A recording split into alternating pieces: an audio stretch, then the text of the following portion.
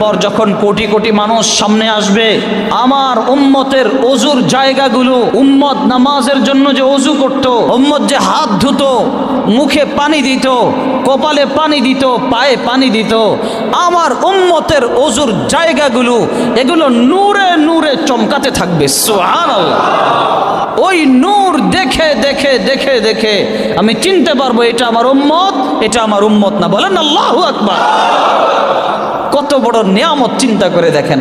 আজকে যেই আমরা ওযু করে আসি, সেই ওযুর বিনিময়ে আল্লাহ রাব্বুল আলামিন আমাদের চেহারার নূরকে চমকিয়ে দিবেন, নূরে জলজল করতে থাকবে, হাতগুলো নূরে জলজল করবে।